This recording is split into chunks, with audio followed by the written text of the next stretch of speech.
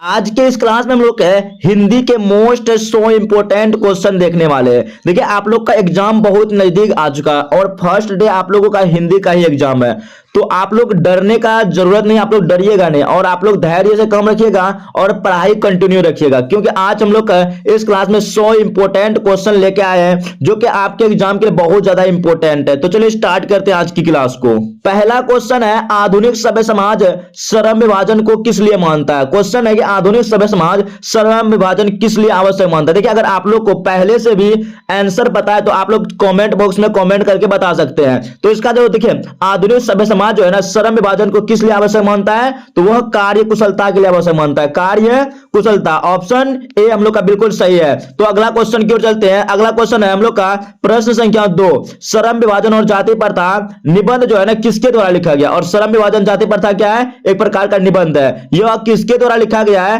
तो यह Baba Saheb Bhimrao Ambedkar. Option number B हम लोग का सही है, भीमराव अंबेडकर। और भीमराव अंबेडकर का जन्म कब हुआ, आप लोग का चैट बॉक्स में चैट करके बता देंगे जल्दी से। भीमराव अंबेडकर का जन्म कब हुआ और कहां पे हुआ, जल्दी बताएंगे सभी स्टूडेंट्स। अगला क्वेश्चन की ओर चलते। प्रश्न संख्या 3 है, 20 के दांत कहानी में मोटर कार जो है ना किसकी थी। मोटर कार जो था इस कहानी में, 20 के दांत कहानी में, यह किसका था, यह जो था सेन साहब का था, सेन साहब। और सेन साहब के पुत्र का नाम क्या था, जल्दी से बताएंगे सेन साहब के पुत्र के नाम। अगला क्वेश्चन की ओर चलते हैं 4 नंबर, सेन साहब की कितनी लड़कियां थी। सेन साहब का एक पुत्र था जिसका नाम है आप लोग को याद रखिए खोका था। क्या था, नाम खोका था। और उसकी पुत्री जो कितना था, 5 लड़की था। सेन साहब को कितना लड़की था, 5। तो ऑप्शन नंबर डी होगा, सेन साहब की 5 लड़की थी।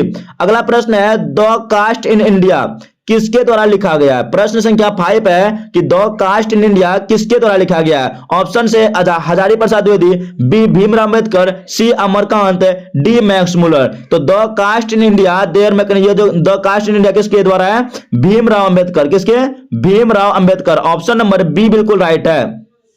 प्रश्न संख्या 6, विश्व विख्यात विद्वान मैक्स मुलर का जन्म कहां पे हुआ था। वेरी वेरी इंपॉर्टेंट क्वेश्चन है आपके एग्जाम के लिए। विश्व विख्यात जो था मैक्स मुलर का जन्म कहां पे हुआ था, तो मैक्स मुलर का जन्म जर्मनी में हुआ था। कहां पे, डेसाउ नामक जर्मनी। ऑप्शन नंबर सी याद रखेंगे, जर्मनी। मैक्स मुलर ने सर्वविध संपदा और प्राकृतिक सौंदर्य से परिपूर्ण देश किसे कहा गया है। परिपूर्ण देश किसको कहा है मैक्स मुलर ने, तो वह कहा है भारत को, अपना इंडिया को। ऑप्शन नंबर डी बिल्कुल सही है। अगला प्रश्न है, अनाम दास का पोथा उपन्यास किस लेखक की कृति है। अनाम दास का पोथा जो उपन्यास है यह हम लोग का हजारी प्रसाद द्विवेदी जी का है। किसका, Hazari Prasad Dwivedi. Option number A बिल्कुल राइट है।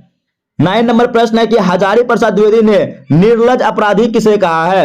इस पार्ट में जो नाखून क्यों बढ़ते पार्ट में है, हजारी प्रसाद द्विवेदी निर्लज अपराधी किसको कहा है, तो निर्लज अपराधी नाखून को कहा गया है, नाखून क्यों बढ़ते पार्ट में। तो ऑप्शन नंबर सी बिल्कुल राइट है। हिंदी के आदि कवि सरहपा की कृति है, इसमें से बताना सरहपा की कृति कौन सी है। आप लोग को याद रखना दोहा कोश, गीत जो है ना दोहा कोश, यह सरहपा की कृति है। अगला प्रश्न क्यों चलते हैं 11 नंबर, प्राचीन भारत में महान वैज्ञानिक किसकी रचना है। प्राचीन भारत के महान वैज्ञानिक, यह जो रचना है किसकी है, प्राचीन भारत की महान वैज्ञानिक रचना गुणाकर मूले का। किसका है, गुणाकर मूले। तो ऑप्शन नंबर बी हम लोग का राइट है। अगला प्रश्न क्यों चलते हैं। प्रश्न है, लेखक अमरकांत का जन्म कब हुआ था। लेखक अमरकांत की जन्म जुलाई 1925 ईस्वी को हुआ था। और कहां पे हुआ था, जल्दी से आप लोग चैट बॉक्स में चैट करेंगे, लेखक अमरकांत का जन्म कहां पे हुआ था। और बहादुर कहानी का लेखक कौन था, अमरकांत। अगला प्रश्न है, बहादुर कहां का रहने वाला था। क्वेश्चन है कि बहादुर कहां का रहने वाला था। यह कहां का था, नेपाल का, नेपाल गांव का रहने वाला था। और यह अपने गांव से मतलब मां के कितने रुपया चुरा के लेके भागा था बहादुर, जल्दी से बताएंगे। बहादुर हो गया 13 नंबर तक। अगला प्रश्न की ओर चलते हैं। और जो भी स्टूडेंट्स लाइक नहीं किए एक बार लाइक कर देंगे, लाइक शेयर एंड सब्सक्राइब कर देंगे, क्योंकि आप लोग लाइक करते हैं तो मोटिवेट मिलता है कि हाँ स्टूडेंट सब लाइक कर रहा है, तो लाइक का बटन दबा देंगे जरूर। अगला प्रश्न की ओर चलते हैं। प्रश्न संख्या 14, साहित्य मनुष्य के संपूर्ण जीवन में संबंध है, यह पंक्ति किस पाठ से उद्गृत है। यह जो पंक्ति है हम लोग का परंपरा के मूल्यांकन पाठ से लिया गया। ऑप्शन नंबर ए बिल्कुल राइट है। साहित्य की परंपरा का पूर्ण ज्ञान किस व्यवस्था से या किस व्यवस्था में संभव्य है। तो साहित्य की परंपरा का जो पूर्ण ज्ञान है किस व्यवस्था में संभव है, तो 15 का सही आंसर होगा हम लोग का ऑप्शन नंबर सी, सामाजिक व्यवस्था। ऑप्शन सी बिल्कुल राइट है। अगला प्रश्न है, जीत जीत में निरखत हूं पाठ के लेखक, जीत जीत में लिखा तुम पाठ के लेखक कौन है? बिरजू महाराज। कौन है? बिरजू महाराज। तो ऑप्शन नंबर सी बिल्कुल सही है, सॉरी सी कहते ए, पंडित बिरजू महाराज बिल्कुल राइट है। प्रश्न संख्या 17, बिरजू महाराज किस घराने से थे? बिरजू महाराज किस घराने से है? तो लखनऊ घराने, ऑप्शन नंबर डी। अगला, लाल शतरूंज कहां है? 18वां प्रश्न है कि लाल शतरूंज कहां है? तो फ्रांस में है। कहां पे? फ्रांस में है लाल शतरूंज, ऑप्शन नंबर सी बिल्कुल राइट है। मछली कहानी किस संकलन से ली गई है? मछली कहानी जो है हम लोग का किस संकलन से? महाविद्यालय। मछली कहानी कहां से लिया गया? महाविद्यालय संकलन से लिया गया, ऑप्शन नंबर सी बिल्कुल सही है। अगला प्रश्न है कि झोले में कितनी मछलियां थी? 20 नंबर प्रश्न है, झोले में कितनी मछलियां थी? तो झोले में मछली की बात करें तो 3 मछली थी, झोले में 3 मछली था। अगला प्रश्न, नौबत खाने में इबादत है। 21वां प्रश्न, नौबत खाने में इबादत क्या है? एक व्यक्ति चित्र है। नौबत खाने में इबादत क्या है? व्यक्ति चित्र है। जीवन के आरंभिक दिनों में बिस्मिल्लाह खां को संगीत के प्रति आस्तिक कैसे हुई? तो 22वां प्रश्न का जो सही उत्तर होगा यह हम लोग का होगा रसूलन बाई और बतुलन बाई के संगीत से, ऑप्शन नंबर डी बिल्कुल राइट है। अगला प्रश्न है आपके लिए बहुत ज्यादा इंपॉर्टेंट होने वाला है। क्वेश्चन है, मेरा धर्म कैद खाने का धर्म नहीं, किसका कथन है? मेरा धर्म कैद खाने का धर्म नहीं है, यह जो है ना किसका कथन है? तो बताएंगे जल्दी से, जल्दी करेंगे। मेरा धर्म किसका है? तो यह जो है ना हम लोग का महात्मा गांधी का है। मेरा धर्म कैद खाने का धर्म है, किसका कथन है? तो महात्मा गांधी का। अगला प्रश्न है 24 नंबर, गांधी जी को महात्मा की उपाधि किसने दी? महात्मा की उपाधि गांधी जी को किसने दिया था? तो यह रविंद्रनाथ टैगोर ने दिया था, ऑप्शन सी टैगोर ने। अगला, दक्षिण अफ्रीका से महात्मा गांधी कब भारत आए थे?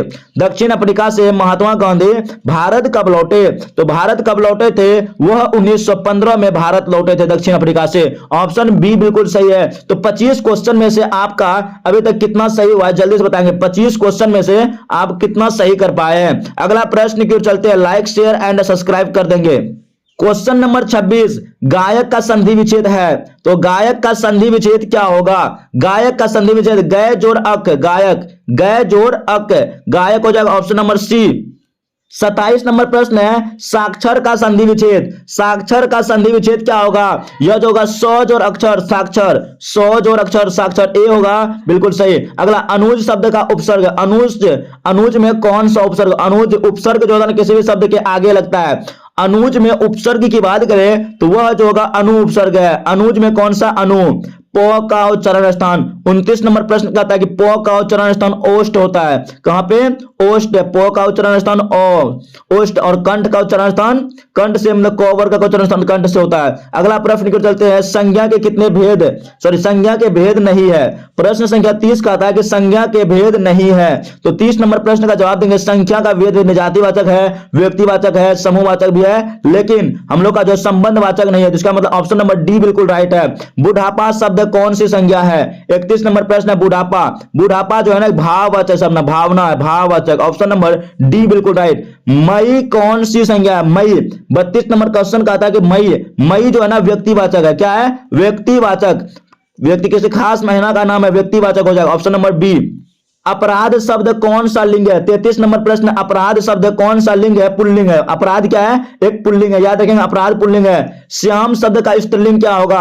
34 नंबर प्रश्न, श्याम का हो जाएगा श्यामा। श्याम शब्द का पुल्लिंग क्या होगा? स्त्रीलिंग, सॉरी, श्याम का स्त्रीलिंग होगा श्यामा।